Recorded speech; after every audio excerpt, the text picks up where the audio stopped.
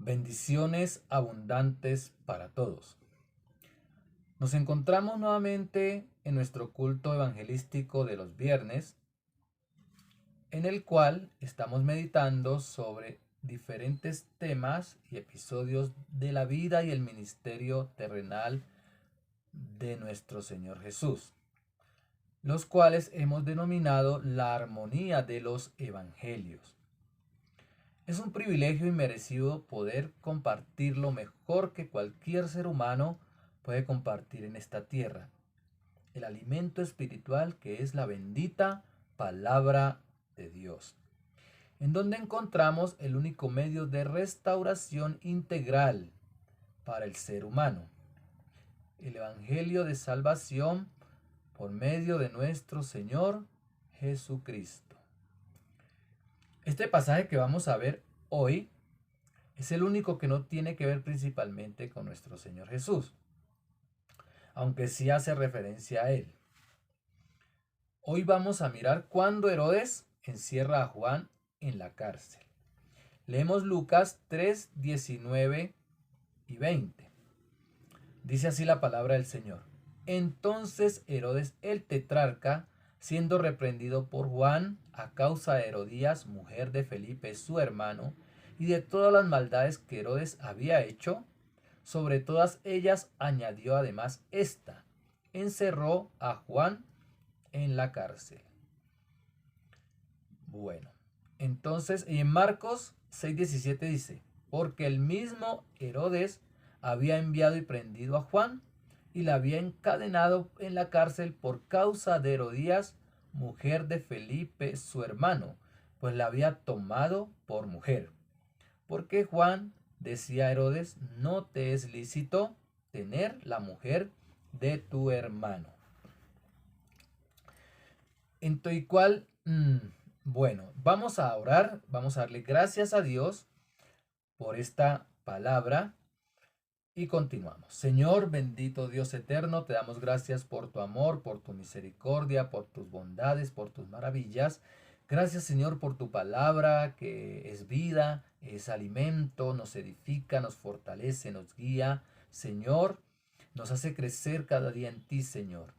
Bendito Dios, enséñanos a través de ella, Señor, y ayúdanos cada día a obedecerte y a ser fieles conforme a esta bendita palabra que tú nos das, Señor. En el nombre de Jesús te alabamos y te damos muchas gracias.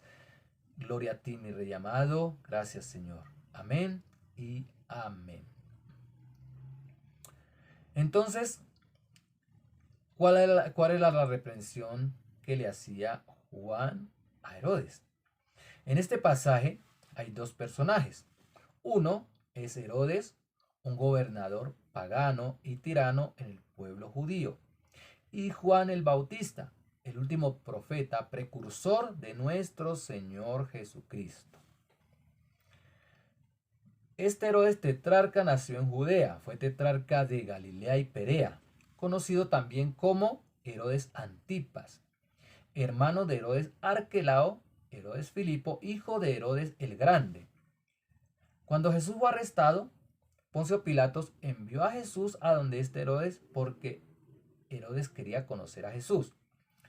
En Lucas 23:6 leemos, entonces Pilato, oyendo decir Galilea, preguntó si el hombre era Galileo, o sea, si Jesús era Galileo. Y al saber que era de la jurisdicción de Herodes, le remitió a Herodes, que en aquellos días también estaba en Jerusalén. Herodes, viendo a Jesús, se alegró mucho, porque hacía tiempo que deseaba verle, porque había oído muchas cosas acerca de él y esperaba verle hacer alguna señal. Y le hacía muchas preguntas, pero él nada le respondió. Y estaban los principales sacerdotes y los escribas acusándole con gran vehemencia. Entonces Herodes con sus soldados le menospreció y escarneció, vistiéndole de una ropa espléndida, y volvió a enviarle a Pilato. Y se hicieron amigos Pilato y Herodes en aquel día, porque antes estaban enemistados entre sí. Bueno, entonces vemos cómo este Herodes quería conocer a Jesús, y cuando Jesús fue arrestado, Pilato lo envió hasta él. Bueno, entonces este Herodes había dejado a su primera esposa, y tomó por mujer a Herodías, la esposa de su hermano Filipo, por lo que fue confrontado por Juan. Herodes sentía cierta simpatía por Juan y al mismo tiempo le temía porque sabía qué clase de varón era Juan. En Marcos 6:20 leemos, porque Herodes temía a Juan sabiendo que era varón justo y santo y le guardaba a salvo, y oyéndole se quedaba muy perplejo, pero le escuchaba de buena gana. Entonces miramos que a Herodes le gustaba escuchar a Juan, sino que instigado por Herodías lo puso en la cárcel. Bueno, ya sabemos cómo termina esta historia, que Herodes mandó a decapitar a Juan. Dice Marcos 6:19, pero Herodías le acechaba, o sea, acechaba a Juan y deseaba matarle y no podía. En este pasaje podemos mirar claramente la guerra espiritual y física que ha existido entre la verdad, la santidad, la justicia, contra lo que está en contra de la verdad, en contra de la santidad, en contra de la justicia, que es la maldad, la depravación, el pecado y la injusticia. Herodes era un representante de la maldad, mientras Juan representaba fielmente a la justicia, a la verdad, a la santidad. En Proverbios 29:2 dice, Proverbios 29:2, cuando los justos dominan, el pueblo se alegra, mas cuando domina el impío, el pueblo gime. Al mirar nosotros los tiempos, la historia, vemos que esta confrontación viene desde antes, desde Adán y Eva, o sea, desde tiempos inmemorables, como dicen algunos, y se ha manifestado en las diferentes épocas en toda la historia de la humanidad. En algunos lugares es más evidente, como en los países donde es prohibido hablar del Señor Jesús, es prohibido tener una Biblia, es prohibido proclamar el nombre del Señor, es prohibido reunirse, ¿sí? En estos países donde el Evangelio no se puede compartir con libertad por causa del régimen que los gobierna, en donde los hermanos no se pueden congregar para alabar al Señor, en donde aún tener un fragmento nomás de la Biblia es causa de arresto y hasta de muerte. Y pues esto podemos, el Señor ya lo había advertido, y también podemos leer en Primera de Pedro 5:8 como Primera de Pedro 5:8, que Pedro también nos lo dice, sed sobrios y velad, porque vuestro adversario el diablo, como león rugiente, anda alrededor buscando a quien devorar, al cual resistid firmes en la fe, sabiendo que los mismos padecimientos se van cumpliendo en vuestros hermanos en todo el mundo. Aquí vemos a nuestro hermano Juan el Bautista. En este pasaje vemos a Juan el Bautista siendo arrestado por denunciar el pecado y decir la verdad, por ser valiente, por ser arriesgado, por cumplir con el propósito por el cual fue llamado, fue apartado, ¿sí? Por ser la voz clamando en el desierto, en un desierto en donde a lo bueno lo llaman malo y a lo malo bueno. ¿Sí? En estos últimos tiempos vemos como, la maldad como que ha aumentado de manera más descarada que en los tiempos anteriores. ¿Sí? Y nosotros, aunque no estamos en un país como estos, de régimen con restricción, así como aquellos que están en países musulmanes y cosas así, eh, con esa restricción para el evangelio, vemos cómo las diferentes corrientes o movimientos actuales se están imponiendo, en donde la moda, en donde lo común es la fornicación, el adulterio, el homosexualismo, el lesbianismo, ¿sí? La depravación, toda clase de estas cosas malignas. Es una corriente de mal que se ha diseminado por todo el mundo, en donde los personajes influyentes como los actores, los músicos y hasta los deportistas, en fin, todos estos que están, los políticos, ¿sí? Están sumergidos en esa forma de vivir. Y muchos lo siguen, Sí, muchos lo siguen y hasta los quieren imitar, ¿sí? Eh, y sabemos que esto es algo que ya el Señor nos lo había advertido. En Juan, primera de Juan capítulo 4, dice, versículos 19, primera de Juan 4, 19 dice, sabemos que somos de Dios. Eso debemos nosotros estar seguros, que nosotros somos de Dios. Pero que el mundo entero está bajo el maligno, ¿sí? Entonces, este es un mundo en donde a quien denuncia estas cosas o no está de acuerdo con ellas, lo pueden meter a la cárcel, ¿sí? Lo tildan de, en fin, de tantas cosas, eh, de que no acepta a las demás personas, de ser racista, de ser clasista, de ser, en fin, todo esto. Entonces, como le pasó a Juan, como le pasó a Juan el Bautista. Y algunos en estos casos hasta optan para que no les cause, no les pase alguna cosa de esta, optan por pasar desapercibidos. Y que nadie sepa que son cristianos. Se mezclan con el resto, ¿sí? Es decir, se esconden o se escapan, se mezclan en medio de la multitud. Pero vemos que en Mateo, capítulo 10, versículo 32 y 33, el Señor Jesús dijo, cualquiera pues que me confesare delante de los hombres, le confesaré yo también delante de mi Padre que está en los cielos. Y cualquiera que me negare delante de los hombres, le negaré yo también delante de mi Padre que está en los cielos. Y en el Salmo 11, 1 dice, en el Señor he confiado. ¿Cómo decís a mi alma que escape al monte cual ave? Porque aquí los malos tienden el arco, disponen sus saetas sobre la cuerda, para saetear en oculto a los rectos de corazón. Si fueren destruidos los fundamentos, ¿qué ha de hacer el justo? El Señor está en su santo templo. El Señor tiene en el cielo su trono. Sus ojos ven, sus párpados examinan a los hijos de los hombres. Entonces, en medio de esta maldad que a veces pareciera que muchos dicen, pero Dios, ¿dónde está? Dios se escondió. Dios sigue siendo Dios. Dios está en el mismo lugar de siempre. Él es inmutable. El Señor tiene control de todo esto. Y las cosas de Dios, los planes y los propósitos de Dios se cumplen conforme a lo que Él lo ha determinado.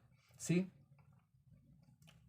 En medio de tanta maldad no podemos salir corriendo, ni tampoco nos podemos esconder, ni tampoco que nos confundan con el resto. Aquí es donde la iglesia debe hacer la diferencia y no debe congraciarse con el pecado. En donde el verdadero cristiano tiene que hacerse notar como verdadero hijo de Dios. Como dijo Pedro en 1 de Pedro 4:3. Baste ya el tiempo pasado para haber hecho lo que agrada a los gentiles, andando en lascivias, concupiscencias, embriagueces, orgías, disipación y abominables idolatrías. A esto les parece cosa extraña que vosotros no corráis con ellos en el mismo desenfreno y disolución y os ultrajan. Pero ellos darán cuenta al que está preparado para juzgar a los vivos y a los muertos. Entonces aquí vemos cómo, aunque parezca que esto se ha desatado, que esto no tiene control, el Señor sigue teniendo el control. Dice, ellos darán cuenta al que está preparado para juzgar a los vivos y a los muertos. Juan el Bautista fue puesto en la cárcel por proclamar la verdad. ¿Sí? Entonces el enemigo quiere acallar la verdad de esta forma, persiguiendo, encerrando, haciendo cualquier cosa, calumniando y todo esto, ¿sí? Hasta matar para querer acallar la verdad. Usa todas sus artimañas, ¿sí? Sabemos que es así. Juan 8:44 dice, vosotros sois de vuestro padre el diablo y los deseos de vuestro padre queréis hacer. Él ha sido homicida desde el principio y no hay verdad en él. Cuando habla mentira, de suyo habla porque es mentiroso y padre de mentira. ¿Sí? Entonces, pero aunque el enemigo invente muchas maneras para opacar la verdad y la fe en Dios, no lo puede lograr, no lo podrá lograr, jamás podrá lograrlo, ¿sí? Y nunca habrá algo que pueda suprimir la verdad de la palabra de Dios, nada. Aunque la palabra de Dios la han querido destruir, la han querido opacar, la han querido esconder, la palabra de Dios siempre, como dijo Jesús, el cielo y la tierra pasará, pero mi palabra no pasará. En Filipenses 1:12 dice, quiero que sepáis, hermanos, que las cosas que me han sucedido, esto está hablando Pablo a la iglesia de Filipo, dice, las cosas que me han sucedido han redundado más bien para el progreso del evangelio. De tal manera que mis prisiones, sabemos que Pablo también fue puesto en prisión por proclamar la verdad, por anunciar que Jesucristo es el Señor, por anunciar que en Jesús está la salvación y la resurrección eterna. Pablo fue puesto en prisión por esto, por hablar el evangelio, ¿sí? Dice Pablo, de tal manera que mis prisiones se han hecho patentes en Cristo en todo el pretorio y a todos los demás. Y la mayoría de los hermanos, cobrando ánimo en el Señor con mis prisiones, se atreven mucho más a hablar la palabra sin temor.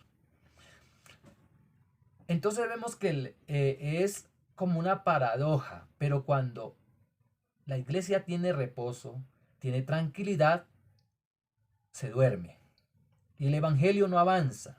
Pero cuando la iglesia está en persecución y está en una situación difícil, es como que surge, cobra ánimo, el respaldo del Señor como que lo ve más y avanza.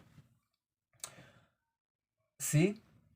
Porque ahí ya no depende de sí mismo, porque cuando nosotros estamos tan cómodos, creemos que dependemos de nosotros mismos. Pero cuando sabemos que es el Señor el que hace la obra, ahí sí no hay otra cosa sino arriesgarnos. Y el Señor hace su obra perfecta. En 2 Timoteo 2 al 8 dice, acuérdate,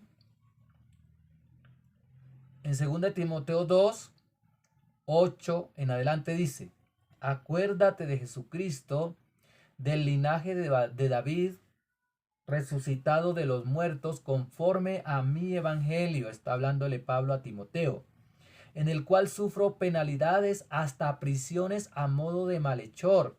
Más, miremos lo que le dice Pablo a Timoteo, más la palabra de Dios no está presa. Por tanto, todo lo soporto por amor de los escogidos, para que ellos también obtengan la salvación que es en Cristo Jesús con gloria eterna. Palabra fiel es esta: si somos muertos con Él, también viviremos con Él. Si sufrimos, también reinaremos con Él.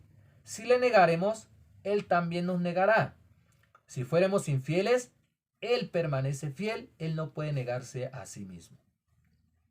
Entonces esta confrontación entre el bien y el mal, sabemos que esto va hasta el final de los tiempos. Y muchas señales se han cumplido. Asimismo, muchas señales faltan por cumplirse, pero ya las que faltan por cumplirse son muy pocas, ¿sí? Jesús dijo, el día y la hora nadie lo sabe. Esta confrontación es hasta que el Señor vuelva nuevamente y tenga el dominio absoluto, cuando el Señor regrese como Rey de Reyes y Señor de Señores. Como dice en el Salmo 110:1. El Señor dijo a mi Señor, siéntate a mi diestra hasta que ponga a tus enemigos por estrado de tus pies. Entonces aquí miramos que el Señor está a la diestra del Padre, pero que los enemigos, toda la maldad y toda esta corriente maligna y todas estas cosas que se levantan contra el pueblo de Dios, contra el Evangelio, va a ser aplastada por el Señor. Y miramos que aunque el final de Juan el Bautista sobre esta tierra, muchos lo vean como trágico, sabemos que él fue un triunfador porque cumplió con el propósito de Dios. Y porque su destino eterno es en gloria. El mismo destino que nos espera a cada uno de nosotros cuando ya no estemos aquí en este mundo. Si continuamos, si permanecemos, si somos fieles al Señor. Por eso es que en medio de un mundo dominado por la maldad, como cristianos, es una obligación y una necesidad que alumbremos como antorchas, como dijo Jesús en el sermón del monte.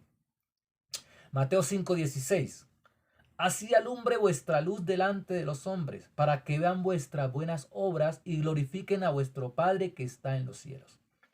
Y como dijo Pablo en Filipenses 2:15, para que seáis irreprensibles y sencillos, hijos de Dios, sin mancha, en medio de una generación maligna y perversa, en medio de la cual resplandecéis como luminares en el mundo. Entonces, qué hermoso ver, qué glorioso, qué alegría ver que todo este sufrimiento, toda esta maldad va a ser terminada y que vamos a tener gloria con el Señor. Vamos a estar en gloria con Él. ¿Sí? Para concluir, vamos a citar estas citas de la palabra del Señor.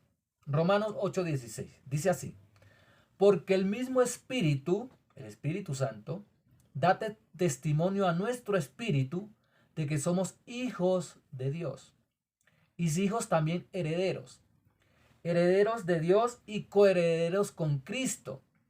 Si padecemos juntamente con Él y para que juntamente con Él seamos glorificados.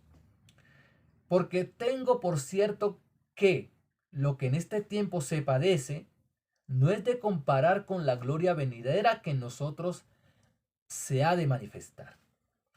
Miramos que así padezcamos un breve tiempo sobre esta tierra, con tanta maldad que existe, así como le pasó a Juan el Bautista, y así como dice Pedro, todos los cristianos padecemos en el mundo entero.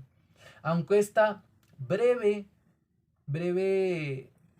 este sufrimiento padezcamos, tenemos una promesa gloriosa de parte del Señor, ¿sí? Que es que vamos a estar triunfantes con Él eternamente. Y esa es la esperanza que tenemos en el Señor, ¿sí? Que aunque padezcamos por un poco de tiempo, ¿sí? Dice la palabra que este leve sufrimiento, ¿sí? Esta leve persecución o leve padecimiento, ¿sí? Añade más peso de gloria en lo que vamos a disfrutar con el Señor en la eternidad. Entonces debemos permanecer cada día firmes, buscando del Señor, confiando en sus promesas y glorificándole con nuestro ser, con nuestra vida. Démosle gracias al Señor en esta hora, porque en el Señor tenemos una promesa y una esperanza firme, esperanza viva y esperanza cierta, porque el Señor siempre cumple sus promesas. A Él sea la gloria por siempre y para siempre. Oremos. Señor, te damos gracias por tu palabra, porque sabemos que las promesas tuyas son firmes, que aunque padezcamos brevemente sobre esta tierra, nos espera una eternidad gloriosa contigo, Señor. Señor, bendice a tu pueblo, a tu iglesia, fortalécenos en ti, que tu palabra nos llene, nos vivifique cada día para seguir adelante. Así vengan pruebas, así vengan ataques, oposición, que nosotros podamos resistir, como dijiste, Señor, resistir, porque todo el que persevere será salvo.